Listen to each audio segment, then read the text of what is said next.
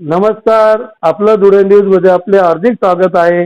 नरवाड तालुका जिल्हा धुळे येथील भवानी टेकडीवरील गौण खनिज चोरी प्रकरणी कारवाईची केली मागणी।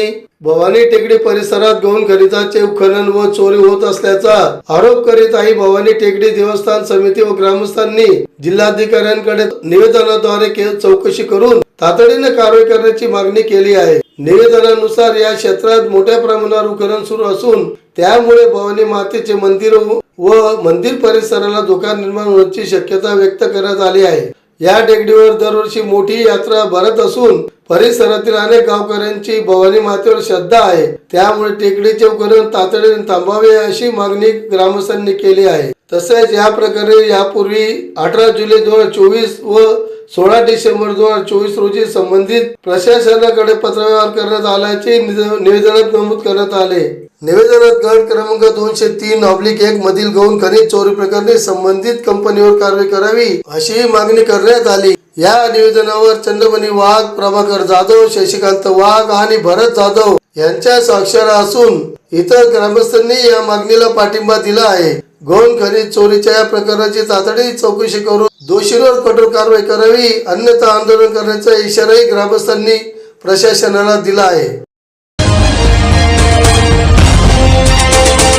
मनमाड इंदोर रेल्वे मार्ग ही जी मागणी गेल्या 50-60 वर्षापासून होती ती पूर्तता होताना दिसून येत आहे। बोरवीरपासून ते नरळाणापर्यंत हा रेल्वे मार्ग जवळपास बऱ्याच अंशी मार्गी लागला आहे। बोरवीरपासून ते बाळापूर या दरम्यान रेल्वे रूळ टाकण्याचंही काम चालू आहे। बऱ्याच ठिकाणी आपण त्या SG इन्फ्रा कंपनी जी आहे, जी ठेकेदार म्हणून काम करत आहे, त्याला सहकार्य केलेलं आहे। पण नरवाड ग्रामस्थांचे जे दैवत आहे भवानी मातेचं टेकडी म्हणून प्रसिद्ध आहे, गेल्या अनेक शतकापासून मंदिर आहे, वेळोवेळी जीर्णोद्धारी झालेलं आहे।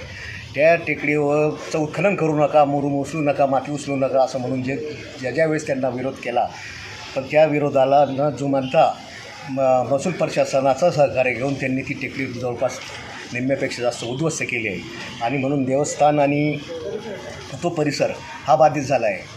अनेक जिल्ह्यातील एकमेव भवानी मातेचं धार्मिक स्थळ असल्याने अनेकांची श्रद्धा आहे। नवरात्राला तर फार मोठी यात्रा भरते, पण अशा पद्धतीने त्यांनी जो मुरुम उचलला 2024 डिसेंबरपासून तत्कालीन गौण खनिज अधिकारी श्री पवार यांना त्यावेळेस जर सांगण्यात गेलो असता, त्यांनी 5000 ब्रासची मी ऑर्डर दिलेली आहे आणि ती काही तुमच्या मालकीची नाही, ते 5 लाख ब्रास उचलतील अशा आरेरावीचं त्यावेळेस उत्तर दिलं होतं। आणि असे जे कर्मचारी आहेत त्यांच्यावर दंडात्मक कारवाई होऊन पुढील कारवाई करावी अशा मागणीसाठी आज आम्ही निवेदन दिलं आहे।